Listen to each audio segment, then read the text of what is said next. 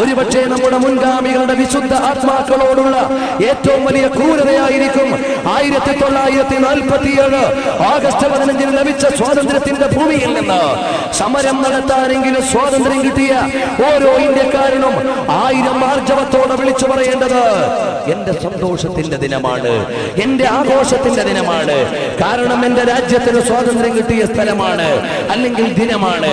പ്രിയപ്പെട്ട സഹോദരങ്ങളെ, അതുകൊണ്ട് രാജ്യത്തെ ഭരണകൂടങ്ങൾ മാറി മറിഞ്ഞു വരുമ്പോ ഒരുപാട് വ്യത്യസ്തങ്ങളായ വീക്ഷണങ്ങൾ പ്രതിവിഭാഗത്തിനും അനുകൂല വിഭാഗത്തിനും ഉണ്ടാകാം. അവരോടെല്ലാം ഞങ്ങൾക്ക് പറയാനുള്ളത്, അതിന്റെ എല്ലാം ഇടയിലും നമ്മൾ അനുഭവിച്ചുകൊണ്ടിരിക്കുന്ന സ്വാതന്ത്ര്യത്തിന്റെ മൂല്യം നമ്മൾ മറന്നുപോയിക്കൂടാ. എന്തേ നിങ്ങൾ ആലോചിക്കാത്തത്? ഒരു രാജ്യത്തിന്റെ സ്വാതന്ത്ര്യത്തിന് വേണ്ടി നമ്മളെല്ലാവരും സമരം ചെയ്തപ്പോ, നെഹ്റുവും ജിന്നയും ആസാദുമെല്ലാം ഒരു രാജ്യത്തിന്റെ സ്വാതന്ത്ര്യത്തിന് വേണ്ടി സമര പോരാട്ടം നടത്തിയപ്പോൾ 1947 അർദ്ധരാത്രിയിൽ 2 രാജ്യത്തിന് സ്വാതന്ത്ര്യം തന്നിട്ടാണ് ബ്രിട്ടീഷുകാരൻ പോയത്. ഇവിടെയുള്ള മതവിഭാഗങ്ങളെയും ജനവിഭാഗങ്ങളെയും വ്യത്യസ്തങ്ങളായ ദിശയിലേക്ക് തിരിച്ച് ഇന്ത്യയെ 2ആക്കി വെട്ടിമുറിച്ചിട്ട് ഒന്ന് പാകിസ്ഥാനും ഒന്ന് ഹിന്ദുസ്ഥാനുമാക്കി തന്നിട്ട് പോകുമ്പോൾ നമ്മുടെ അയൽ രാജ്യമായ പാകിസ്ഥാൻ ഇത്രമാത്രം സ്വാതന്ത്ര്യം അനുഭവിക്കുന്നുണ്ടോ എന്ന് നമ്മൾ വിലയിരുത്തേണ്ടതാണ്. അതുപോലെ പാശ്ചാത്യ പൗരത്യ രാജ്യങ്ങളിൽ എത്ര രാജ്യങ്ങളിൽ ഇതുപോലെ സന്തോഷത്തോടെ ജീവിക്കാനുള്ള ചുറ്റുപാടുണ്ടോ എന്ന് ഓരോ ഇന്ത്യക്കാരനും വിലയിരുത്തിയിട്ട് നമ്മുടെ സ്വാതന്ത്ര്യത്തിന്റെ മൂല്യം നമ്മൾ മനസ്സിലാക്കണം. രണ്ടാമതായി ഓർമ്മപ്പെടുത്താനുള്ളത്, പ്രിയപ്പെട്ട സഹോദരങ്ങളെ, ജനാധിപത്യ മതേതരത്വ രാജ്യമായ ഇന്ത്യ മഹാരാജ്യം ഏതെങ്കിലും ഒരു മതക്കാരന്റെ രാജ്യമല്ല. ഇവിടെയുള്ള എല്ലാ ഇന്ത്യക്കാരുടെയും രാജ്യമാണ്. ഹൈന്ദവ സഹോദരന്മാർ ആർഷ ഭാരത സംസ്കാരത്തിന്റെ ചൈതന്യങ്ങൾ ഇവിടെ ഉണ്ടാകാം. അതുപോലെ തന്നെ ക്രൈസ്തവ സഹോദരന്മാർ അവർ ഇന്നലകളിൽ അവിടുന്ന് ദൈവദൗത്യവുമായി ഇവിടെ എത്തിച്ചേർന്നിട്ട് സമാധാനത്തിന്റെയും സൗഹാർദ്ദത്തിന്റെയും സന്ദേശങ്ങൾ ഇവിടെ പഠിപ്പിച്ചിട്ടുണ്ടാകാം. ബിബ്ലിക്കൽ റഫറൻസുകളും ഗീതയുടെ സന്ദേശങ്ങളും വിശുദ്ധമായ ഖുർആനിന്റെ സന്ദേശങ്ങളും മനുഷ്യനെ മനുഷ്യനായി കാണാനും ഇന്ത്യക്കാരനാണെങ്കിലും പേർഷ്യക്കാരനാണെങ്കിലും പൗരത്വനാണെങ്കിലും പടിഞ്ഞാറനാണെങ്കിലും എവിടെയാണെങ്കിലും മാനുഷികമായ മൂല്യങ്ങളെ സംരക്ഷിക്കണമെന്നാണ് മതദർശനങ്ങളും വിശിഷ്യ ഞങ്ങൾ പ്രതിനിധാനം ചെയ്യുന്ന പരിശുദ്ധമായ ഖുർആനും പഠിപ്പിക്കുന്നത്. അതുകൊണ്ട് ആധുനിക ഇന്ത്യയുടെ ചുറ്റുപാടിൽ മതങ്ങളുടെ വേർതിരിവോടുകൂടി ഈ രാജ്യത്തെ ജനവിഭാഗങ്ങളെ വെട്ടിമുറിക്കാൻ ശ്രമിക്കുന്നവരുണ്ട്. ഒരുപക്ഷെ ഇന്നലെ മാതൃഭൂമിയിൽ വന്ന ലേഖനം നിങ്ങൾ വായിച്ചിട്ടുണ്ടാകാം. നമ്മുടെ അയൽ രാജ്യമായ ചൈന നമ്മുടെ രാജ്യത്തെ വെട്ടിമുറിക്കുവാനും ഒരുപക്ഷെ ഒരു അധിനിവേശത്തിന് ശ്രമിക്കുവാനും ചിന്തിക്കുന്നില്ല എന്ന് പറയാൻ നമുക്ക് പറ്റില്ല. അതുകൊണ്ട് ജാഗരൂകരായി ഈ രാജ്യത്തെ ഒരുമയ്ക്ക് വേണ്ടി കാത്തിരിക്കണമെന്ന് ഇവിടെയുള്ള എല്ലാ മീഡിയകളും രാജ്യത്തെ സ്നേഹിക്കുന്നവരും വിളിച്ചു പറയുമ്പോൾ എന്റെ ശബ്ദം ശ്രവിക്കുന്ന ഹൈന്ദവ സഹോദരന്മാരോട്, മുസ്ലിം സഹോദരന്മാരോട്, ക്രൈസ്തവ സഹോദരന്മാരോട്, ബുദ്ധമതക്കാരോട്, മതമില്ലാത്തവരോട് എല്ലാവരോടും വിളിച്ചു പറയാനുള്ളത്, മുല്ലയും റോസയും ജമന്തിയും എല്ലാം ഒരുമിച്ച് വിസരിച്ചു നിൽക്കുന്ന ഇന്ത്യയായ പൂന്തോട്ടം, ഈ പൂന്തോട്ടത്തെ മതത്തിന്റെയും വർഗത്തിന്റെയും ഡിസ്ക്രിമിനേഷൻ വരുത്തിയിട്ട് ഇവിടെ എന്തൊക്കെയോ നേടിയെടുക്കാൻ പല ദുരൂഹ ശക്തികൾ ശ്രമിച്ചുകൊണ്ടിരിക്കുകയാണ്. അതുകൊണ്ട് അതിന് വശംവദരാകാതെ എന്റെ ഇന്ത്യ ഹിന്ദുവിന്റെയും മുസ്ലിമിന്റെയും ക്രൈസ്തവന്റെയും എല്ലാ മതക്കാരന്റെയും രാജ്യമാണെന്ന് മനസ്സിലാക്കി ഒരുമയോടെ എന്റെ ഇന്ത്യ എന്റെ ഭാരതം എന്ന ചിന്തയിലേക്ക് എത്താൻ നമുക്ക് കഴിയണം. അല്ലെങ്കിൽ നഷ്ടം നമ്മുടെ രാജ്യത്തിനാണ് വരിക. ഹൈന്ദവൻ മരിച്ചാലും ക്രൈസ്തവൻ മരിച്ചാലും ഈ റോഡിൽ കിടന്നുകൊണ്ട് ജീവനോട് മല്ലടിക്കുന്നത് ഏതു മനുഷ്യനാണാലും ശരി, അവന്റെ മതത്തെക്കാളുപരി അവന്റെ മാനുഷികമായ മൂല്യത്തെ പരിഗണിക്കാൻ പരസ്പരം നമുക്ക് സാധിക്കുമ്പോഴേ ഈ രാജ്യത്തെ വലുതാക്കി കൊണ്ടുവരാൻ കഴിയുകയുള്ളൂ. മറ്റെല്ലാ രാജ്യത്തെക്കാളും കൂടുതൽ ഭാഷകൾ സംസാരിക്കുന്നവർ, 22 ഭാഷ സംസാരിക്കുന്ന ആളുകൾ ഔദ്യോഗികമായി നമ്മുടെ രാജ്യത്തുണ്ട്. പ്രിയപ്പെട്ടവരെ, ഇതുപോലെ വൈഭിന്നങ്ങളും വൈജാത്യങ്ങളുമായ വീക്ഷണങ്ങളുടെയും സംസ്കാരങ്ങളുടെയും സംഗമഭൂമിയായ ഇന്ത്യ മഹാരാജ്യത്തെ പ്രിയപ്പെട്ട സഹോദരങ്ങളെ നമ്മൾ സ്നേഹത്തോടുകൂടി സമീപിക്കണം. ഇത് പറയുമ്പോൾ മുസ്ലിംകൾ ഈ രാജ്യത്ത് അവകാശങ്ങൾക്ക് വേണ്ടി സമരം നടത്താറുണ്ട്. ഒരിക്കലും അതൊരു മുസ്ലിം ഇന്ത്യയെ കെട്ടിപ്പടുക്കാനല്ല. അങ്ങനെയായിരുന്നെങ്കിൽ ഇന്ത്യ മഹാരാജ്യത്തെ ഏറ്റവും കൂടുതൽ കാലം ഭരിച്ചതാരായിരുന്നു? മുഗളന്മാരായിരുന്നു. അക്ബറിന്റെയും അതുപോലെ തന്നെ ഔറംഗസീബിന്റെയും അടക്കമുള്ള തുഗ്ലക്കടക്കമുള്ള ഭരണാധികാരികൾ മുഗളന്മാരുടെ കയ്യിൽ ഈ രാജ്യം മുഴുവനും ഇതിനേക്കാൾ വലിയ വിസ്തൃതിയോടുകൂടി കയ്യിലമർന്നിരുന്നപ്പോ അക്ബറോ ഔറംഗസീബോ തുഗ്ലക്കോ ഷെർഷയോ ഏതെങ്കിലും ഒരു ഭരണാധികാരി ഇന്ത്യയെ ഇസ്ലാമികവൽക്കരിക്കണമെന്ന് ആലോചിച്ചിരുന്നെങ്കിൽ ആ നിമിഷം ഞൊടിയുടെ കൊണ്ട് ഇന്ത്യയെ മാറ്റിമറിക്കാൻ അവർക്ക് കഴിയുമായിരുന്നു. പക്ഷേ നൂറ്റാണ്ടുകൾ നീണ്ടുനിന്ന ഭരണത്തിന്റെ വ്യവസ്ഥിതിയുടെ നടുവിലും ഈ രാജ്യത്തെ മതവൽക്കരിക്കാൻ അവർ ശ്രമിച്ചില്ല. അതുകൊണ്ട് അക്ബറിന്റെയും അതുപോലെ കഴിഞ്ഞുപോയ മുഗളന്മാരായ ഭരണാധികാരികൾ ബാബർ ചക്രവർത്തി മുതൽ ഇങ്ങോട്ടുള്ള ഈ രാജ്യത്തെ സ്നേഹിച്ച ഇതിന്റെ പൈതൃകങ്ങൾ കാത്തു സൂക്ഷിച്ച ഇന്നും നമ്മുടെ അമരത്ത് അഥവാ നമ്മുടെ ഭരണസിരേ കേന്ദ്രമായ ഡൽഹിയിൽ മുഗളന്മാരുടെ ഭരണത്തിന്റെ ചൈതന്യങ്ങൾ ഇപ്പോഴും തുടിപ്പോടുകൂടി നിലനിൽക്കുകയാണ്. നമ്മുടെ രാജ്യത്തിന്റെ പൈതൃകം എടുത്തു പറയുമ്പോൾ ഷാജഹാനിന്റെയും ബാബറിന്റെയും അക്ബറിന്റെയും ഔറംഗസീബിന്റെയും തുഗ്ലക്കിന്റെയും ഭരണങ്ങളെ മാറ്റിവെച്ചുകൊണ്ട് ചരിത്രം വിലയിരുത്താൻ കഴിയില്ല. അത്രയും കൃത്യമായ അനാവരണങ്ങൾക്ക് വിധേയമാകുന്ന വിധം രാജ്യത്തിന് മഹനീയമായ ചരിത്രത്തിന്റെ തെളികൾ അടയാളപ്പെടുത്തി തന്ന മഹത്വങ്ങളായ മുൻഗാമികളാരും ഈ രാജ്യത്തെ മതവൽക്കരിക്കാൻ ശ്രമിച്ചില്ല. ഇവിടെയുള്ള ഹൈന്ദവരെ കണ്ണുരുട്ടി ഭയപ്പെടുത്തിയില്ല. ഇവിടെയുള്ള ക്രൈസ്തവരോട് വിദ്വേഷം കാണിച്ചില്ല. ഇവിടെയുള്ള മുസ്ലിംകൾക്കെതിരെ യുദ്ധം നടത്തിയില്ല. വാവരും അയ്യപ്പനും ഒരുപോലെ നിന്ന പാരമ്പര്യമാണ് ഇന്ത്യയുടെ ചരിത്രത്തിനുള്ളത്, നമ്മുടെ കേരളത്തിന്റെ ഇന്നലകൾക്കുള്ളത്. അതുകൊണ്ട് പ്രിയപ്പെട്ട സഹോദരങ്ങളെ, ഒരുമയോടെ സ്വരുമയോടെ മുന്നോട്ട് പോയി ഈ രാജ്യത്തെ ബഹുമത സമൂഹങ്ങളെയും വിഭിന്ന സംസ്കാരങ്ങളെയും സൗഹാർദ്ദത്തോടെ സ്വീകരിക്കാൻ ഇന്ത്യക്കാരായ നമുക്ക് കഴിയണം. ഇതെല്ലാം പറയുമ്പോൾ ഒരു കാര്യം കൂടി ഞാൻ ഓർമ്മപ്പെടുത്താൻ ആഗ്രഹിക്കുകയാണ്. 1947 ഓഗസ്റ്റ് 15 സ്വാതന്ത്ര്യം ലഭിച്ച ഇന്ത്യ മഹാരാജ്യം, ഈ ഇന്ത്യ മഹാരാജ്യം 63ാമത് സ്വാതന്ത്ര്യ ദിനം ആഘോഷിക്കുമ്പോ ഈ രാജ്യത്തെ ആപാദചൂടം ഞെട്ടിത്തരിപ്പിച്ച ഏതെങ്കിലും ഒരു സംഭവത്തിന്റെ പിന്നിൽ മുസ്ലിംകൾ പ്രതികളല്ല. നിങ്ങൾ ആലോചിച്ചു നോക്കിയിട്ടുണ്ടോ? 1947 ഓഗസ്റ്റ് 15 സ്വാതന്ത്ര്യം കിട്ടിയ ഇന്ത്യ പിന്നീട് കേട്ട ഏറ്റവും വലിയ ദീനരോധനം ഏതായിരുന്നു? ഈ രാജ്യങ്ങളുടെ ആദ്യത്തെ ദുഃഖമേതായിരുന്നു? സ്വതന്ത്ര ഭാരതത്തിന്റെ ഒന്നാമത്തെ ദുഃഖമേത്? ഈ രാജ്യത്തിന് വേണ്ടി അർദ്ധനഗ്നനായി അഹിംസാ സിദ്ധാന്തത്തോടെ അങ്ങോട്ടും ഇങ്ങോട്ടും ഓടി നടന്നുകൊണ്ടിരുന്ന ഈ രാജ്യത്തിന്റെ ധീരദേശാഭിമാനിയും അതോടൊപ്പം രാഷ്ട്രത്തിന്റെ പിതാവുമായ മഹാത്മാഗാന്ധി വധിക്കപ്പെടുകയായിരുന്നു. ആരാണ് വധിച്ചു കളഞ്ഞത്? ആ ഘാതകനെ വിലയിരുത്തേണ്ടത് മതത്തിന്റെ പേരിലല്ല. ഒരുപക്ഷെ ഹൈന്ദവനായിരിക്കാം, ഒരുപക്ഷെ ക്രൈസ്തവനായിരിക്കാം, ഒരുപക്ഷെ മുസ്ലിം ആയിരിക്കാം. അതിന്റെ പ്രൈമറി അന്വേഷണം അങ്ങനെയാകാം. അവിടെ മതത്തിന്റെ പേരിലല്ല വിലയിരുത്തേണ്ടത്, മറിച്ച് രാജ്യദ്രോഹി എന്ന നിലക്കാണ് വിലയിരുത്തേണ്ടത്. എന്നാൽ അവിടെയും മതം നോക്കാനോ ഈസം നോക്കാനോ ആളുകൾ പോയാൽ പ്രിയപ്പെട്ടവരെ നമ്മുടെ രാജ്യത്തിന് നഷ്ടമാണ്. എന്നാൽ അതിന്റെ അന്വേഷണം അവസാനിക്കുമ്പോൾ ഗോഡ്സെയുടെ കുടുംബം പരിശോധിച്ചു നോക്കിയാൽ പ്രിയപ്പെട്ട സഹോദരങ്ങളെ നമ്മൾ മനസ്സിലാക്കേണ്ടത് അതിന്റെ പിന്നിലുള്ള പ്രതികൾ മുസ്ലിങ്ങളല്ല. നാം വ്യക്തമായി വിലയിരുത്തണം. എന്നാലോ ഈ കഴിഞ്ഞ ലക്കം കലാകൗമുദി പരിശോധിച്ചു നോക്കിയാൽ ഗോഡ്സെയുടെ കുടുംബത്തോട് പോലും മാപ്പ് കൊടുക്കണമായിരുന്നു. അതാണ് ബാപ്പുജിയുടെ മാനസികമായ ആത്മീയമായ ചൈതന്യത്തോടുള്ള പ്രതിബദ്ധതയെന്ന് ഗാന്ധി കുടുംബം ഒന്നടങ്കം വിളിച്ചു പറയുമ്പോ ഈ ലക്ക കലാമൂലിയിൽ നമുക്ക് വായിക്കാൻ കഴിയും. ഞങ്ങളുടെ പ്രിയപ്പെട്ട അച്ഛനോട് ബാപ്പുജിയോട് കാണിക്കുന്ന ഏറ്റവും വലിയ പ്രതിബദ്ധത ഗോഡ്സെയെ വിട്ടയക്കുകയായിരുന്നു എന്ന്. വളരെ വിശാല മനസ്കതയോടുകൂടി ചിന്തിക്കാൻ ഒരു സമൂഹത്തെ അഹിംസാ സിദ്ധാന്തത്തിലേക്ക് പഠിപ്പിച്ചു വെച്ച ഗാന്ധിജിയുടെ വധമാണ് ഇന്ത്യ കണ്ട സ്വതന്ത്ര ഭാരതം കണ്ട ആദ്യത്തെ ട്രാജഡി. അതിന്റെ പിന്നിലുള്ള പ്രതികൾ മുസ്ലിങ്ങളല്ല. ഇങ്ങോട്ട് പല സംഭവങ്ങളും അതുപോലെ അരങ്ങേറുകയുണ്ടായി. ഓപ്പറേഷൻ ബ്ലൂ സ്റ്റാർ നിങ്ങൾക്ക് ഓർമ്മയില്ലേ? ഇന്ദിരാഗാന്ധിയുടെ വധം നിങ്ങൾക്കറിയില്ലേ? രാജീവ് ഗാന്ധിയുടെ വധം നിങ്ങൾക്കറിയില്ലേ? ബാബരി മസ്ജിദിന്റെ തകർത്ത നിങ്ങൾക്കറിയില്ലേ? ഇതുപോലെ ഒരുപാട് സ്ഥലങ്ങളിൽ ഈ രാജ്യത്തിന്റെ അസ്തിത്വത്തിനെതിരെ വെല്ലുവിളിയും സമരങ്ങളും അല്ലെങ്കിൽ സ്ഫോടനങ്ങളും നടന്നപ്പോ അതിന്റെ ഒന്നും പിന്നിൽ പ്രതികളായി പ്രവർത്തിച്ചത് ഇവിടുത്തെ മുസ്ലിം ജനവിഭാഗമായിരുന്നില്ല. എന്റെ അഭിപ്രായത്തിൽ, അല്ലെങ്കിൽ ഞങ്ങൾ പ്രതിനിധാനം ചെയ്യുന്ന പ്രസ്ഥാനത്തിന്റെ അഭിപ്രായത്തിൽ, രാജ്യത്തിനെതിരെ എന്തെങ്കിലും ഒരു സംഭവം വന്നാൽ അത് മതത്തിന്റെ കണ്ണിലൂടെയല്ല നോക്കേണ്ടത്, രാജ്യത്തിന്റെ കണ്ണിലൂടെയാണ്. ഏത് മതക്കാരനാണെങ്കിലും അവൻ രാഷ്ട്രവിരോധിയാണ്, അവൻ നിയമത്തിന്റെ മുമ്പിൽ കൊണ്ടുവരപ്പെടേണ്ടവനാണ്. എന്നാൽ എന്റെ പ്രിയപ്പെട്ടവരെ, എന്റെ ശബ്ദം ശ്രവിക്കുന്ന, ദിനേന പത്രം വായിക്കുന്ന, മീഡിയകൾ കണ്ടുകൊണ്ടിരിക്കുന്ന നിഷ്പക്ഷമതികളായ ആളുകൾ ഉണ്ടാകാം. അവരുടെ മനസ്സിലേക്ക് പാർലമെന്റ് ആക്രമണം വരുന്നുണ്ടാകാം, ബോംബെയിലെ സ്ഫോടനം വരുന്നുണ്ടാകാം, ഡൽഹിയിലെ സ്ഫോടനം വരുന്നുണ്ടാകാം. അതുപോലെ പല സ്ഫോടന പരമ്പരകളും ലഷ്കർ എ ത്വയ്ബയും ജയ്ഷെ മുഹമ്മദിയും അതുപോലെയുള്ള സംഘടനകൾ നടത്തിയെന്ന് പറഞ്ഞേക്കാം. ഇത്തരം സംഭവങ്ങളുടെ നിജസ്ഥിതികളെ കുറിച്ച് വ്യക്തമായി പ്രിയപ്പെട്ടവരെ നമ്മൾ അറിയേണ്ടതുണ്ട്.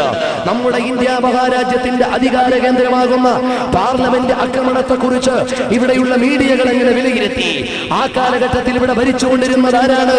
നിങ്ങൾ ആലോചിച്ചു നോക്കിയിട്ടുണ്ടോ? എന്നാൽ അതിന്റെ പേരിൽ പിടിക്കപ്പെട്ട അഫ്സലിന്റെയും മുഹമ്മദിന്റെയും ഇങ്ങോട്ട് റിക്രൂട്ട് ചെയ്തത് ആരാണെന്ന് വ്യക്തിപരമായി മീഡിയകളെ വിലയിരുത്തിക്കൊണ്ട് പരിശോധിച്ചാൽ ഇവിടെയുള്ള ഏതെങ്കിലും മുസ്ലിം സഹോദരന്മാർ ഈ രാജ്യത്തിന്റെ ഭരണസിരാ കേന്ദ്രത്തിനെതിരെ ഒരു കാമാനം വേണ്ടിയിട്ടില്ല. മറിച്ചവിടെ നിന്നോ നമ്മുടെ ബോർഡർ ഭരിച്ചുകൊണ്ടിരുന്ന ഉത്തരവാദിത്തപ്പെട്ട ഉദ്യോഗസ്ഥന്മാർ ആരെയോ ഇരയാക്കിയിട്ട് അവിടുന്ന് ശവപ്പെട്ടി കുംഭകോണത്തിന്റെയും അതുപോലെയുള്ള രാഷ്ട്രീയപരമായ ടേണിംഗ് പോയിന്റുകളിൽ ഈ സമൂഹത്തിന്റെ മുഴുവൻ ശ്രദ്ധ തിരിച്ചുവിടാനുള്ള സ്ഫോടനമായിരുന്നു എന്ന് അന്നത്തെ ന്യൂസുകൾ മുഴുവനും വിലയിരുത്തിയാൽ നമുക്ക് കാണാവുന്നതാണ്. ഉദാഹരണങ്ങളിലേക്ക് കടന്നു പോകാൻ എനിക്ക് സമയമില്ല. കാരണം എന്താണെന്ന് ചോദിച്ചാൽ നമ്മുടെ ഇന്ത്യ മഹാരാജ്യത്തിന് വളരെയേറെ ഭീതി ഉണ്ടാക്കിയ രംഗമായിരുന്നു 2001 ഡിസംബർ 13 പാർലമെന്റ് ആക്രമണം നടക്കുമ്പോൾ അതേ ഡിസംബർ 19 പോട്ട നിയമം ഉണ്ടാക്കിയിട്ട് അതേ ഡിസംബർ 21 ആളുകളെ അവിടെ നിന്ന് നയതന്ത്രപരമായി പാകിസ്ഥാനിലുള്ള പ്രതിനിധിയെ തിരിച്ചെടുക്കുമ്പോ ഇങ്ങനെ ഒരു സ്ഫോടനത്തിന്റെ പിറ്റേന്ന് മുതൽ പാകിസ്ഥാന്റെ ബോർഡറിലേക്ക് ഒരുപക്ഷെ കാർഗിൽ യുദ്ധത്തിന് ശേഷം ഏറ്റവും കൂടുതൽ സൈന്യങ്ങളെ വിന്യസിച്ചത് 2001 പാർലമെന്റ് ആക്രമണത്തോടനുബന്ധിച്ചായിരുന്നു. എന്നാൽ ഈ സൈന്യത്തിന്റെ മുന്നേറ്റം നടന്നത്, ആക്രമണം നടന്നത് ഡിസംബർ 13 നമ്മുടെ പട്ടാളക്കാര് ബോർഡറിലേക്ക് പോയത് നവംബർ അവസാനം മുതലായിരുന്നു. നിങ്ങൾ ആലോചിച്ചു നോക്കിയിട്ടുണ്ടോ? അതുകൊണ്ട് ഇന്ത്യയിലുള്ള ഏതോ ആളുകൾ അവരുടെ സ്വകാര്യ താല്പര്യങ്ങൾക്ക് വേണ്ടി കാലേ കൂട്ടി ആലോചിച്ച് ചെയ്ത പദ്ധതികളെ ഇവിടെയുള്ള ഏതെങ്കിലും മതത്തിന്റെയോ പ്രസ്ഥാനത്തിന്റെയോ പേരിൽ വെച്ചുകെട്ടാൻ പാടില്ല. അതുപോലെ ഇത്തരം സ്ഫോടനങ്ങളിൽ യഥാർത്ഥ പ്രതികളാരാണെന്നോ ആ പ്രതികളുടെ പേരെന്താണെന്നോ വെളിപ്പെടുത്താൻ ഇവിടുത്തെ മീഡിയകൾക്ക് കഴിയുന്നില്ല. നിങ്ങൾ ആലോചിച്ചു നോക്കിയിട്ടുണ്ടോ? ഡൽഹിയിലെ തെരുവിൽ സ്ഫോടനം നടന്നു, ബോംബെയിൽ സ്ഫോടനം നടന്നു, അതുപോലെ തന്നെ പല സ്ഫോടനങ്ങളും നടന്നു. അതിന്റെ പ്രതികളാരാണെന്ന് കൃത്യമായി ബയോഡേറ്റ അടക്കം പ്രസിദ്ധീകരിക്കാൻ ഇവിടുത്തെ മീഡിയകൾക്ക് കഴിഞ്ഞിട്ടുണ്ടോ? നിങ്ങൾ ആലോചിച്ചു നോക്കിയിട്ടുണ്ടോ? ലഷ്കർ എ ത്വയ്ബയും ജയ്ഷെ മുഹമ്മദിയും അതുപോലെയുള്ള മുസ്ലിം ഭീകരവാദി സംഘങ്ങളാണ് ഇവിടെ പ്രവർത്തിക്കുന്നത് എന്ന് ഒലക്കമുക്കി എഴുതുന്ന മുത്തച്ഛി പത്രങ്ങൾ ഇവിടെ ഉണ്ടാകാം. അവരോട് പോലും ഞങ്ങൾക്ക് ചോദിക്കാനുള്ളത് യഥാർത്ഥ പ്രതികളാരാണെന്ന് കൃത്യമായി അനാവരണം ചെയ്യാൻ കഴിയുന്നില്ലെന്ന് മാത്രമല്ല, എന്റെ ഈ മുസ്ലിം സംഘടനകൾ എന്ന് പറയുന്ന ഈ ഭീകരവാദികളൊന്നും ഒരു പോലീസ് സ്റ്റേഷൻ ആക്രമിക്കാതെ, ഒരു ഭരണസിരാ കേന്ദ്രത്തിലേക്ക് പോകാതെ, അല്ലെങ്കിൽ ഉദ്യോഗസ്ഥന്മാരെ എതിരെ അവർ നിറയൊഴിക്കാതെ പൊതുജനങ്ങളുടെ നടുവിൽ സ്ഫോടനം നടത്തുന്നത് എന്തുകൊണ്ടാണ്? അതുകൊണ്ട് ഈ രാജ്യത്തിന്റെ പൊളിറ്റിക്കൽ ഡീലിംഗ്സുകൾ എങ്ങോട്ടൊക്കെയോ മാറുമ്പോ, അല്ലെങ്കിൽ കൈമടക്ക് കൊടുത്തതിന്റെയോ അല്ലെങ്കിൽ ആഗോള ഉടമ്പടികളുടെയോ മറ്റേതെങ്കിലും സംഭവ വികാസങ്ങളുടെയോ പാർലമെന്റിൽ ഭരിക്കുന്ന പാർട്ടി ആടുകയും ഇളകുകയും ചെയ്യുന്ന സമയത്ത് ബോംബെയിലും ഡൽഹിയിലും വളരെ ക്രിട്ടിക്കലായ സ്ഫോടനം നടക്കുന്നു. അതിന്റെ പിന്നിലുള്ള പൊളിറ്റിക്കൽ ഡീലിംഗ്സുകളാണ് നമ്മൾ വായിച്ചെടുക്കേണ്ടത്. അല്ലാതെ ഈ രാജ്യത്തിന്റെ ജനവിഭാഗത്തിന്റെ ഏതെങ്കിലും ഒരു വിഭാഗത്തെ പ്രതിക്കൂട്ടിലാക്കലല്ല. അതുകൊണ്ട് രാജ്യത്തെ നിഷ്പക്ഷമായി വിലയിരുത്തി സൗഹാർദ്ദത്തോടുകൂടി മുന്നോട്ട് കൊണ്ടുപോകാനാണ് നമ്മളെല്ലാവരും പരിശ്രമിക്കേണ്ടത്. അവസാനമായി ഒരു കാര്യം കൂടി ഓർമ്മപ്പെടുത്തുകയാണ്. പ്രിയപ്പെട്ട സഹോദരങ്ങളെ, നമ്മൾ മനസ്സിലാക്കണം, 1947 ഇന്ത്യ മഹാരാജ്യം സ്വാതന്ത്ര്യം നേടിയെടുത്ത് 63ാമത്തെ സ്വാതന്ത്ര്യ ദിനം ഇവിടെ ആഘോഷിക്കുമ്പോ എന്റെ പ്രിയപ്പെട്ട സഹോദരങ്ങളോട് ഓർമ്മപ്പെടുത്താനുള്ളത്, നമ്മുടെ രാജ്യം എന്ന പല ഉടമ്പടികൾക്കും തയ്യാറായിക്കൊണ്ടിരിക്കുകയാണ്. ആഗോള ഉടമ്പടികൾക്ക് തയ്യാറാവുകയാണ്. ആണവ കരാറിൽ ഒപ്പുവെച്ചിട്ട് നമ്മുടെ കേന്ദ്രത്തിലും അനുബന്ധമായും ഒരുപാട് ചർച്ചകൾ നടന്നു. ഇപ്പോഴിവിടെ പ്രിയപ്പെട്ടവരെ, ആസിയാൻ കരാറിലേക്ക് കേന്ദ്ര ഗവൺമെന്റ് ഒപ്പുവെക്കാൻ പോവുകയാണ്. ഞങ്ങൾ വായിക്കുകയും അറിയുകയും പഠിക്കുകയും രാജ്യത്തിന് പുരോഗതി ഉണ്ടാകണമെന്ന് ചിന്തിക്കുകയും ചെയ്യുന്ന വിദ്യാർത്ഥി പ്രസ്ഥാനമാണ്. അല്ലാതെ ഈ രാജ്യത്തിന് മറ്റ് വിദേശ രാജ്യങ്ങളോട് ഉടമ്പടിയൊന്നും പറ്റില്ല എന്ന നയം ഞങ്ങൾക്കില്ല. മറ്റു രാജ്യങ്ങളോട് ട്രീറ്റുകൾ വേണ്ട എന്ന നയം ഞങ്ങൾക്കില്ല. ഞങ്ങളൊരു രാഷ്ട്രീയ പാർട്ടിയുടെയും ചട്ടകങ്ങളല്ല. ഇവിടെ ഭരിക്കുന്ന പാർട്ടിയും ഭരണപക്ഷവും പ്രതിപക്ഷവും നിഷ്പക്ഷവും എല്ലാം ഞങ്ങൾക്ക് തുല്യമാണ്. കാരണം ഞങ്ങൾ രാഷ്ട്രീയത്തിന്റെ പോഷക സംഘടനയല്ല. കേരളത്തിലെ ഏറ്റവും വലിയ ധാർമ്മിക വിപ്ലവ വിദ്യാർത്ഥി പ്രസ്ഥാനമാണ്. അതുകൊണ്ട് പ്രിയപ്പെട്ട സഹോദരങ്ങളെ, ഈ രാജ്യത്ത് ഭരിക്കുന്നവർ ഇന്ന പാർട്ടിയായതുകൊണ്ട് എന്ന മാനദണ്ഡത്തിലല്ല ഞങ്ങൾ കരാറുകളെ വിലയിരുത്തുന്നത്. അല്ലെങ്കിൽ ഞങ്ങൾ പ്രതിപക്ഷത്തായി എന്നതിന്റെ പേരിലല്ല കരാറുകളെ വിലയിരുത്തുന്നത്. ആസിയാൻ കരാറിലൂടെ ഇന്ത്യ മഹാരാജ്യത്തിന്റെ മഹനീയമായ ഉൽപ്പന്നങ്ങൾക്ക്, വിശിഷ്യ നമ്മുടെ കേരളത്തിന്റെ പ്രകൃതി വിഭവങ്ങൾക്ക് മാർക്കറ്റിൽ എന്തെങ്കിലും പ്രതിസന്ധി ഉണ്ടായാൽ അതിനെതിരെ ഞങ്ങൾ ശബ്ദിക്കുന്നവരാണ്. ഞങ്ങൾക്കിവിടെയുള്ള ഭരണവിഭാഗത്തോട് ഓർമ്മപ്പെടുത്താനുള്ളത്, അമരത്തിരുന്നു കൊണ്ട് മുതലാളിമാരുടെ ഇംഗിതങ്ങൾ കണ്ടറിഞ്ഞ് അവർക്ക് വേണ്ടിയല്ല ഈ രാജ്യത്ത് അജണ്ട ഉണ്ടാക്കേണ്ടത്. മറിച്ച് ഈ സമുദായത്തിന്റെ ഏറ്റവും താഴേക്കിടയിൽ കിടന്ന് ഒരു നേരത്തെ ഭക്ഷണത്തിന് വേണ്ടി അധ്വാനിച്ചുകൊണ്ടിരിക്കുന്ന പാവപ്പെട്ടവന്റെ വിയർപ്പിലേക്ക് നോക്കിയാണ് ഇന്ത്യയിൽ അജണ്ട ഉണ്ടാക്കേണ്ടത്. ഈ രാജ്യത്തെ ഭൂരിപക്ഷം വരുന്ന പാവപ്പെട്ടവർ, അതുപോലെ തന്നെ ഒരു നേരത്തെ ഭക്ഷണത്തിന് പോലും ഗതിയില്ലാത്തവർ, ഹോട്ടലിന്റെ പിന്നാമ്പുറങ്ങളിൽ ഭക്ഷണത്തിന് വേണ്ടി മറ്റു ജന്തുക്കളോട് കടിപിടി കൂടുന്നവർ, അവരിലേക്ക് നോക്കിയിട്ടാണ് അധികാര പീഠങ്ങളിൽ ഇരിക്കുന്നവർ അജണ്ടകൾ തയ്യാറാക്കേണ്ടത്. അല്ലാതെ അംബാനിമാരുടെ കുടുംബ വിളക്ക് തീർക്കുവാൻ ആർജവം കാണിക്കുന്ന ഭരണാധികാരികൾ പാവപ്പെട്ടവന്റെ പട്ടിണി അകറ്റാനാണ് മുന്നോട്ട് വരേണ്ടത്.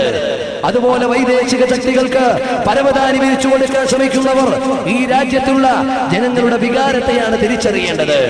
അതുകൊണ്ട് ലോകരാജ്യങ്ങളോട് മുഴുവനും ഉടമ്പടി ചെയ്തുകൊണ്ട് ഫാസ്റ്റ് ഡെവലപ്പിംഗ് കൺട്രിയാകുന്ന നമ്മുടെ ഇന്ത്യ മഹാരാജ്യം, APJ അബ്ദുൽ കലാമിന്റെ ഭാഷയിൽ പറഞ്ഞാൽ അടുത്ത ഭാവിയിൽ പൂർണ്ണമായും വികസിതമായി മാറേണ്ട നമ്മുടെ ഇന്ത്യ, ആ ഇന്ത്യ മഹാരാജ്യത്തിന്റെ അജണ്ടകൾ തയ്യാറാക്കുന്ന അധികാരത്തിന്റെ അമരത്തിരിക്കുന്നവർ ചേരി പ്രദേശങ്ങളിൽ കിടക്കുന്ന അടിസ്ഥാന വർഗത്തെയും ഒരു നേരത്തെ ഭക്ഷണത്തിന് വേണ്ടി ഓടി നടക്കുന്ന പാവങ്ങളെയും കിടന്നുറങ്ങാൻ വീടില്ലാതെ തെരുവോരങ്ങളിൽ കിടക്കുന്ന ഈ രാജ്യത്തെ പാവപ്പെട്ട ജനങ്ങളെയും അവരെ നോക്കിയിട്ടാണ് ഈ രാജ്യത്തെ അജണ്ടകൾ തയ്യാറാകേണ്ടത്.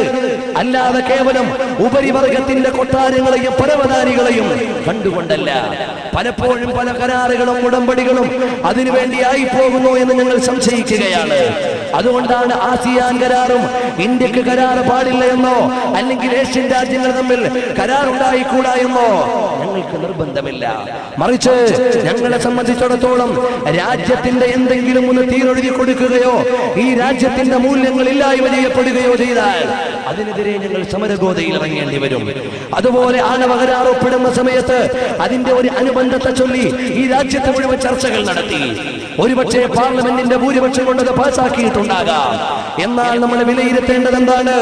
ഈ രാജ്യത്തിന്റെ പരമാധികാരത്തെയും ചേരിചേരാനയത്തെയും ചോദ്യം ചെയ്യുന്ന ഏതെങ്കിലും ഒരു വ്യവസ്ഥിതിയിൽ നമ്മൾ സൈൻ ചെയ്താൽ അത് ഈ രാജ്യത്തിന് ഗുണകരമാകില്ല. അതുകൊണ്ട് ഈ രാജ്യത്തെ സ്വാതന്ത്ര്യ ദിനം ആഘോഷിക്കുന്ന 100 കോടിയിൽ പരം വരുന്ന ജനങ്ങളോട് ഞങ്ങൾക്ക് വിളിച്ചു പറയാനുള്ളത്, സാരേ ജഹാ സേ അച്ഛാ ഹിന്ദുസ്ഥാൻ ഹമാരാ എന്ന് വിളിച്ചു പറഞ്ഞ ഞങ്ങളുടെ മുൻഗാമികളുടെ പൈതൃകമാണ്. അതുകൊണ്ട് പ്രിയപ്പെട്ടവരെ, നീട്ടിക്കൊണ്ടുപോകുന്നില്ല. ഈ സ്വതന്ത്ര ഭാരതത്തെ പ്രണയത്തോടെ സന്തോഷത്തോടെ സ്വീകരിക്കാനും ഇതിന്റെ സ്വാതന്ത്ര്യ ദിനത്തെ ആഘോഷവത്താക്കാനും നമ്മൾ ഓരോരുത്തരും പ്രതിബദ്ധതയുള്ളവരാണ്. അതുകൊണ്ട് പുതിയ യുഗത്തിൽ ജീവിക്കുമ്പോൾ ഒരുപാട് വികാസങ്ങളെയും വികസനങ്ങളെയും നമുക്ക് ഏറ്റെടുക്കേണ്ടി വന്നേക്കാം. കമ്പ്യൂട്ടറിന്റെയും ടെക്നോളജിയുടെയും ആധുനിക സംവിധാനത്തിന്റെയും ഒക്കെ നടുവിൽ നമ്മുടെ രാജ്യം വളരെയേറെ ഉന്നതിയിലാണ്. സാമ്പത്തികപരമായി നിലവാരത്തിൽ ഉയർന്നുകൊണ്ടിരിക്കാൻ പലപ്പോഴും നമുക്ക് കഴിയുന്നുണ്ട്. അതുപോലെ തന്നെ ബഹിരാകാശ പേടകത്തിലും ശാസ്ത്ര സാങ്കേതിക മേഖലയിലും എവിടെയൊക്കെ എത്താൻ നമുക്ക് കഴിഞ്ഞിട്ടുണ്ട്.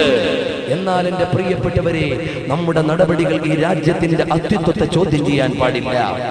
അവിടെയും ഇവിടെയും കേൾക്കുന്ന അപസ്വരങ്ങൾ വർഗത്തിന്റെയോ വർണ്ണത്തിന്റെയോ രാഷ്ട്രീയത്തിന്റെയോ മറ്റേതെങ്കിലും വകഭേദത്തിന്റെ പേരിൽ ഇവിടെ കലാപങ്ങൾ ഉരുണ്ടുകൂടിക്കൂടാ. ഇവിടെയുള്ള കാലുഷ്യത്തിന്റെ കനൽക്കടകൾ രൂപപ്പെട്ടുകൂടാ. ഇവിടെയാണ് ഹൈന്ദവനും മുസ്ലിമും ക്രൈസ്തവനുമെല്ലാം ഒരുമിച്ച് നേടിയെടുത്ത ഇന്ത്യ മഹാരാജ്യത്തിന്റെ മഹനീയമായ സ്വാതന്ത്ര്യത്തെ അഭിമാനത്തോടുകൂടി വിളിച്ചു പറയേണ്ടത്. കാരണം ഞങ്ങളെ സംബന്ധിച്ചിടത്തോളം ഇസ്ലാം പഠിപ്പിക്കുന്നത് രാജ്യസ്നേഹം വിശ്വാസത്തിന്റെ ഭാഗമാണെന്നാണ്.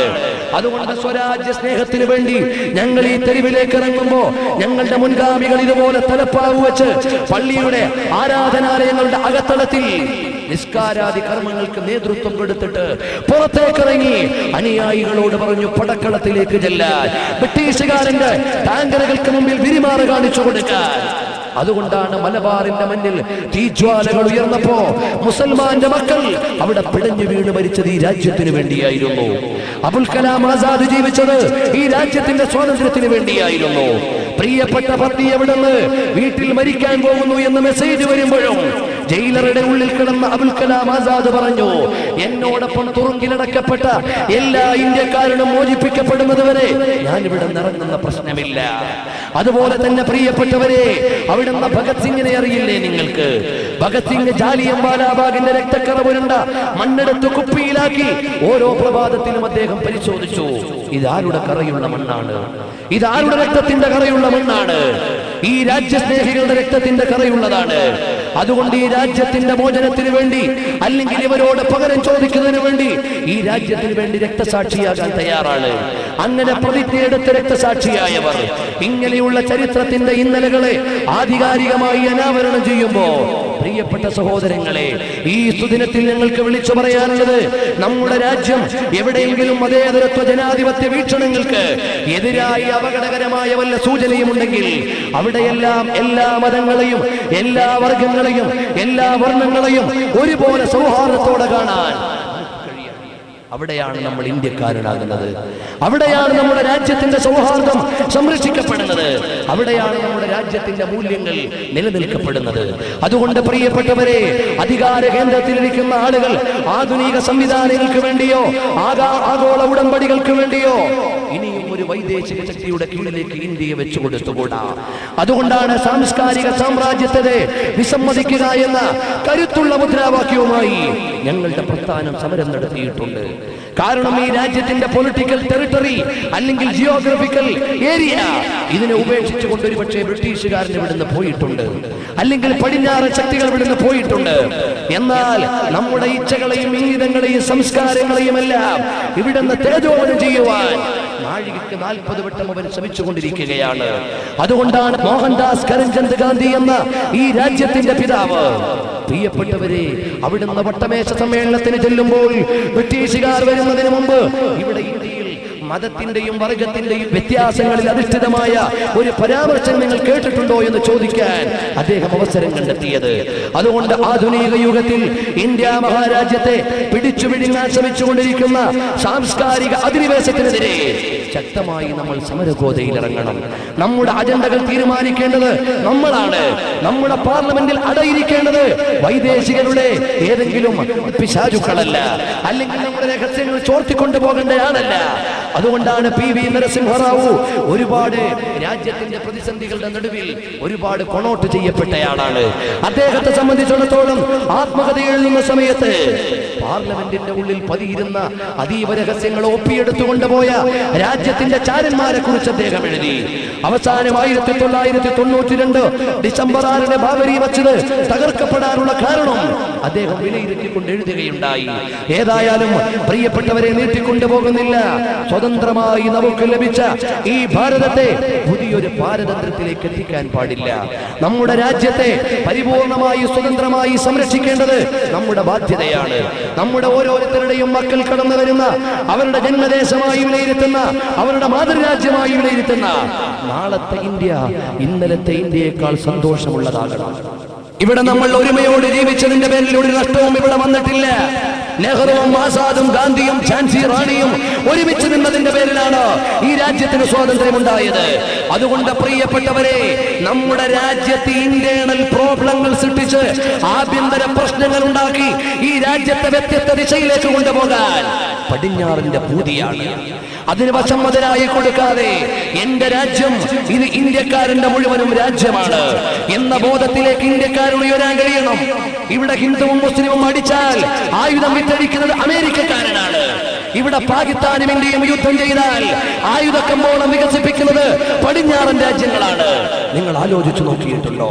അതുകൊണ്ട് വാജ്പേയി ഒരു കവിതയിൽ എഴുതിയതുപോലെ ഹിന്ദുസ്ഥാൻ ഓർ പാകിസ്ഥാന് പടോസി ഹേഹം, നമ്മൾ പരസ്പരം അയൽവാസികളാണ്. ഇപ്പോൾ പാകിസ്ഥാനിൽ സ്വാതന്ത്ര്യദിനം നടക്കുകയായിരിക്കാം, ശരി. പക്ഷേ നമ്മുടെ രാജ്യം അയൽ രാജ്യങ്ങളാണെന്ന നിലക്ക് പരസ്പരം അയൽപക്ക ബന്ധം പുലർത്തണമെന്ന് രണ്ട് രാജ്യത്തിനും ഉണ്ടാകണം.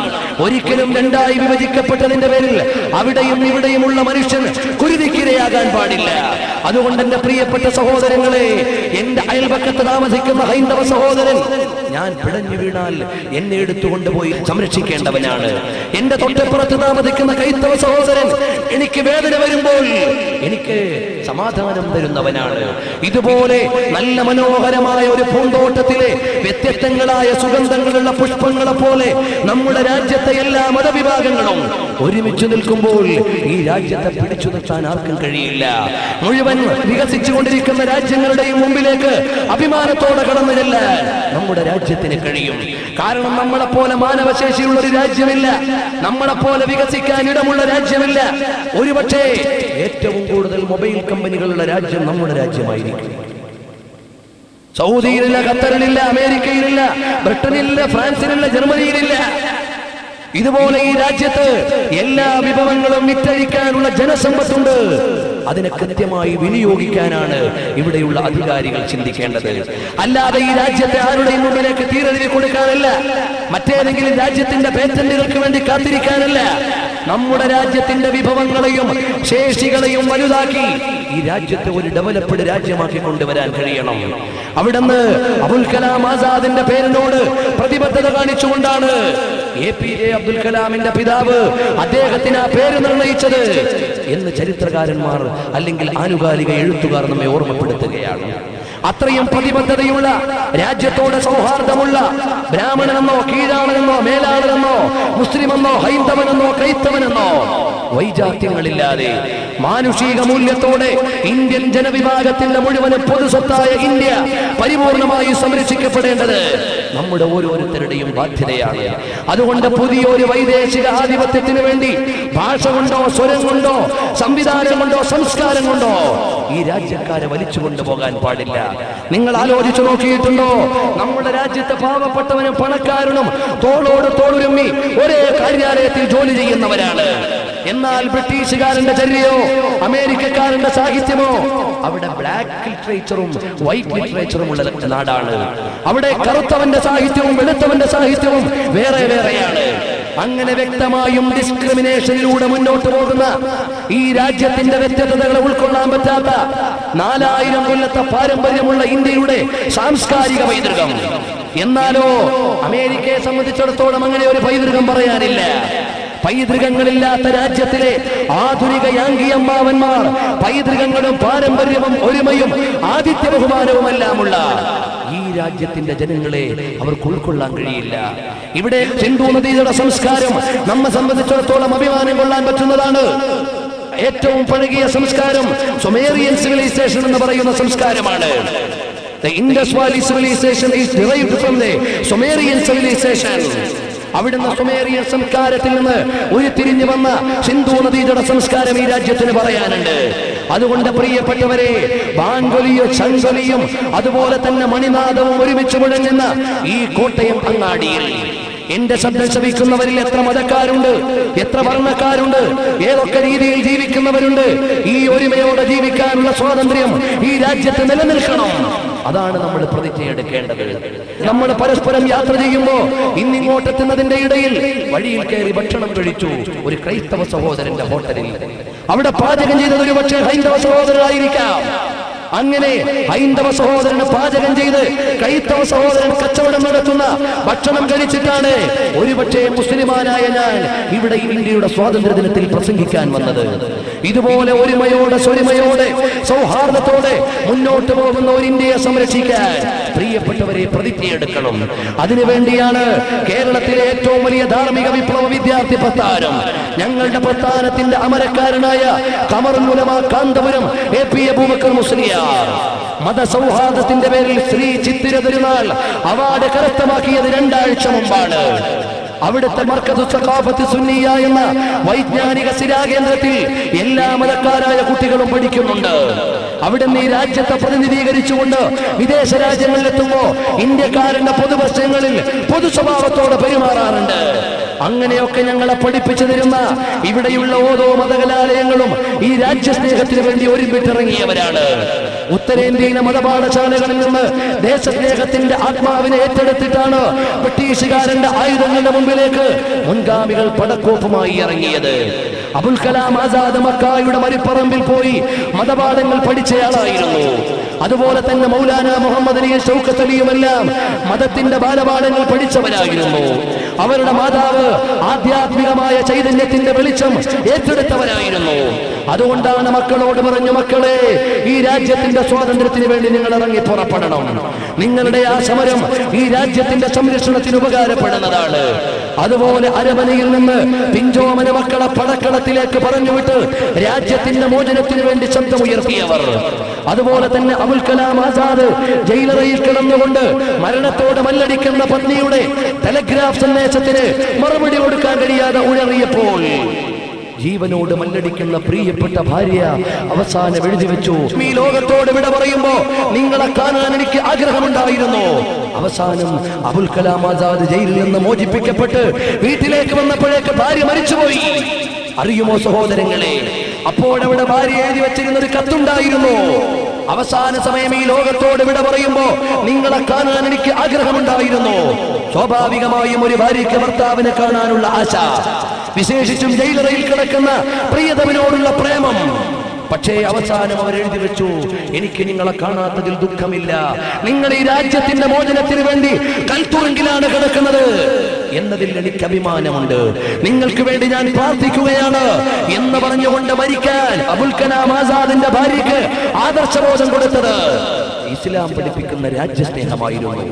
പ്രിയപ്പെട്ട സഹോദരങ്ങളെ, നീട്ടിക്കൊണ്ടുപോകുന്നില്ല. അതുപോലെ പടക്കളങ്ങളുടെ ചാരത്തിൽ നിന്നുകൊണ്ട് നിസ്കാരാദി കർമ്മങ്ങൾ യാതൊരു കടുകിട വ്യത്യാസമില്ലാതെ പാലിച്ചവരായിരുന്നു ബഹുമാനപ്പെട്ട കുഞ്ഞുമരക്കാർ ഷഹീദ്. അതുപോലെ തന്നെ കുഞ്ഞാലി മരക്കാർമാർ, ഇങ്ങോട്ട് മാറിയാൽ ഉമർഖാദി, അങ്ങോട്ട് മാറിയാൽ മമ്പുറന്തങ്ങൾ. ഈ സമുദായത്തിന്റെ ആധ്യാത്മിക ഗുരുക്കന്മാര് മുഴുവനും അവരുടെ പ്രാർത്ഥനകളുടെ നടുവിൽ ഈ രാജ്യത്തിന് വേണ്ടി അധ്വാനിച്ചവരാണ്. ഈ രാജ്യത്ത്, നമ്മുടെ ജന്മരാജ്യത്ത് ജീവിക്കാൻ വൈദേശികന് കപ്പം കൊടുക്കണമെന്ന് പറഞ്ഞപ്പോ, പറ്റില്ലടാ നിനക്ക് കപ്പം തരാൻ, എന്റെ ജന്മനാട്ടിൽ ജീവിക്കാൻ വിദേശിയായ നിനക്ക് കപ്പം തരികയോ എന്ന് ചോദിച്ച് സായിപ്പിന്റെ മുഖത്തേക്ക് കാക്കിച്ചു തുപ്പിയത് ഉമറുൽ ഖാദി എന്നത്തെ രാജ്യസ്നേഹിയായ പണ്ഡിതനായിരുന്നു. പ്രിയപ്പെട്ട സഹോദരങ്ങളെ, ഇതുപോലെ നമ്മൾ നേടിയെടുത്ത, ജീവൻ കൊടുത്ത്, രക്തം കൊടുത്ത്, എല്ലാം കൊടുത്ത് നേടിയെടുത്ത വാഗൻ ട്രാജഡിയിലൂടെ ഈ രാജ്യത്തോട് തിരോധാനം ഏർപ്പെടുത്തപ്പെട്ട, ഇന്നലകളിലെ തീജ്വാലകളിൽ നിന്ന് പകർത്തിയെടുത്ത 63 വയസ്സ് പ്രായമുള്ള, 62 തികഞ്ഞ് 63 സ്വാതന്ത്ര്യ ദിനം ആഘോഷിക്കുന്ന ഇന്ത്യ മഹാരാജ്യത്തിലെ മുഴുവൻ ജനങ്ങളോടും ഒരിക്കൽ കൂടി ആവർത്തിച്ച് പ്രഖ്യാപിക്കുവാനുള്ളത്, നമ്മൾ നമ്മുടെ രാജ്യത്തെ സ്നേഹിക്കുക, അതിന്റെ മൂല്യങ്ങൾ സംരക്ഷിക്കുക. ഒരു കാര്യം കൂടി പറഞ്ഞ് ഞാൻ അവസാനിപ്പിക്കുകയാണ്. ഈ രാജ്യത്തിന് വേണ്ടി ജീവൻ പണയം വെക്കപ്പെട്ട ഒരുപാട് പേരുണ്ട്. അതിൽപ്പെട്ട ധീരദേശാഭിമാനിയായ ഒരു മലയാളിയായിരുന്നു വക്കം അബ്ദുൽ ഖാദർ. നീട്ടി പറയുന്നില്ല. വക്കം അബ്ദുൽ ഖാദർ എന്ന ഈ സ്വാതന്ത്ര്യ സമര സേനാനി കൽത്തുറുങ്കിൽ അടക്കപ്പെടുന്നു. വിശുദ്ധമായ റമദാൻ മാസത്തിലെ ഒരു വെള്ളിയാഴ്ച രാവിലെ അദ്ദേഹത്തെ തൂക്കിലേറ്റാൻ പോവുകയാണ്. അദ്ദേഹം തന്റെ പ്രിയപ്പെട്ട പിതാവിനും കുടുംബത്തിനും എഴുതിയ കത്തുണ്ട്. പ്രിയപ്പെട്ട സഹോദരങ്ങളെ, നാളെ കഴുകുമരത്തിലേക്ക് കയറ്റാൻ പോകുന്നതിന്റെ മുമ്പ് പ്രിയപ്പെട്ട വാപ്പാക്കും ഉമ്മാക്കും വക്കം അബ്ദുൽ ഖാദർ ഒരു കത്തെഴുതി. അതിൽ ഭീരുവിനെ പോലെയല്ല, അദ്ദേഹം എല്ലാം വിശദീകരിച്ചിട്ട് പറഞ്ഞു, എനിക്കിപ്പോൾ നല്ല ഒരു ആത്മധൈര്യമുണ്ട്. എന്റെ വിശ്വാസത്തിന്റെ ഭാഗമായി ഈ രാജ്യത്തിന് വേണ്ടി ഞാൻ മരിക്കുന്നതിൽ എനിക്ക് സന്തോഷമുണ്ട്. പക്ഷേ എന്റെ പ്രിയപ്പെട്ട ഉപ്പ, പ്രിയപ്പെട്ട ഉമ്മ, നിങ്ങൾ എന്നെ നൊന്ത് പറ്റപ്പോഴും അതുപോലെ തന്നെ പോറ്റി വളർത്തിയപ്പോഴും ഇപ്പോൾ ഞാനിതാ കഴുകുമരത്തിലേക്ക് ഏറ്റാൻ പോകുമ്പോഴും എന്നെ കൊണ്ട് നിങ്ങൾക്ക് ദുഃഖമേ ലഭിച്ചിട്ടുള്ളൂ. എന്നോട് മാപ്പ് തരണം. നിങ്ങൾക്ക് വേണ്ടി സേവനം ചെയ്യാൻ എനിക്ക് ആഗ്രഹമുണ്ടായിരുന്നു. അവസാനം പ്രിയപ്പെട്ട അനുജ, നിനക്കൊരു സഹോദരൻ നഷ്ടപ്പെടാൻ പോവുകയാണ്. പ്രിയപ്പെട്ട ഉമ്മ, നിങ്ങൾക്കൊരു മകൻ നഷ്ടപ്പെടാൻ പോവുകയാണ്. അയൽവാസികളായ ബഹുമത സമൂഹത്തിലെ സഹോദരങ്ങൾക്ക് മുഴുവനും അഭിനന്ദനവും സന്തോഷ വാർത്തയും അറിയിക്കണമെന്ന് പറഞ്ഞ വക്കം അബ്ദുൽ ഖാദർ കൽത്തുറുങ്കിന്റെ ഉള്ളിൽ കിടന്ന് കുടുംബത്തോട് ദയനീയമായി കത്തെഴുന്നതിന്റെ അവസാനവും എന്റെ മനസ്സ് നിങ്ങളോടുള്ള പ്രേമം കൊണ്ട് പിടയ്ക്കുന്നു എന്ന് എഴുതി വെച്ച വക്കം അബ്ദുൽ ഖാദർ അവിടുന്ന് പെറ്റുപോറ്റിയ ഉമ്മാന്റെ കവിളത്ത് ചുംബനം കൊടുക്കാൻ കഴിയാത്തതിന്റെ പേരിൽ വേദനിക്കുന്ന പൊന്നുമോൻ അവസാനവും പറഞ്ഞത്, എനിക്ക് അഭിമാനമുണ്ട്, ഞാനിവിടെ തൂക്കുമരത്തിൽ ഏറ്റപ്പെടാൻ പോകുന്നത് ഈ രാജ്യത്തിന് വേണ്ടിയാണ്. ഇതുപോലെ രാജ്യത്തിന് വേണ്ടി സ്നേഹിച്ചവരാണ് നമ്മുടെ മുൻഗാമികൾ. കാശ്മീരിന്റെ ചേരി പ്രദേശങ്ങളിൽ വധിക്കപ്പെട്ടത് രാജ്യസ്നേഹിയാണെന്ന്, രാജ്യവിരോധിയാണെന്ന് ആരോ എഴുതിയപ്പോൾ ആ രാജ്യവിരോധിയായ മകന്റെ ശരീരം പോലും എനിക്ക് വേണ്ട എന്ന് പറയാൻ ഇന്ന് ജീവിച്ചിരിക്കുന്ന ഒരു മുസ്ലിം മാതാവിന് ഇന്ത്യയോടുള്ള പ്രേമം കൊണ്ട് കഴിഞ്ഞെങ്കിൽ, പ്രിയപ്പെട്ട സഹോദരങ്ങളെ, രാജ്യസ്നേഹത്തെ ഊട്ടിയുറപ്പിക്കാനും ഈ രാജ്യത്തെ സൗഹാർദ്ദം നിലനിർത്താനും നമ്മുടെ അന്തരീക്ഷത്തിൽ മുഴങ്ങിക്കൊണ്ടിരിക്കുന്ന വാങ്കൊലിയും ശങ്കൊലിയും മണിനാദവും ഇവിടെ സംഘടനകളില്ലാതെ മുന്നേറാനും സത്യത്തിന്റെയും നീതിയുടെയും പക്ഷത്ത് നിൽക്കാനും ഈ രാജ്യത്തെ കീഴാളവർഗത്തെ അല്ലെങ്കിൽ ഈ രാജ്യത്തിന്റെ മുഖ്യധാരയുടെ പിന്നിൽ കഴിയുന്നവരെ ഉന്നതിയിലേക്ക് കൊണ്ടുവരാനും നമ്മുടെ എല്ലാവർക്കും ഒരുപോലെ പ്രവർത്തിക്കുവാനുള്ള സൗമനസ്യവും സന്തോഷവും ഉണ്ടാകട്ടെ എന്ന ഹൃദയംഗമായ സന്ദേശത്തോടെ ഈ രാജ്യത്തിന്റെ മഹനീയമായ 63ാം സ്വാതന്ത്ര്യദിന ആഘോഷത്തിൽ എല്ലാവർക്കും സ്വാതന്ത്ര്യദിന സന്ദേശവും സന്തോഷവും കൈമാറിക്കൊണ്ട് ഞങ്ങളുടെ പ്രസ്ഥാനത്തിന്റെ 1000 ധർമ്മ വിപ്ലവ അഭിവാദനങ്ങളോടെ ആഖിറു ദഅവാനാ അൽഹംദുലില്ലാഹി റബ്ബിൽ ആലമീൻ. അസ്സലാമു അലൈക്കും വറഹ്മത്തുള്ളാഹി വബറകാതുഹു. എന്റെ ശബ്ദം ശ്രവിക്കുന്ന ഇതര സമുദായങ്ങൾക്ക് 1000 ധർമ്മ വിപ്ലവ അഭിവാദനം.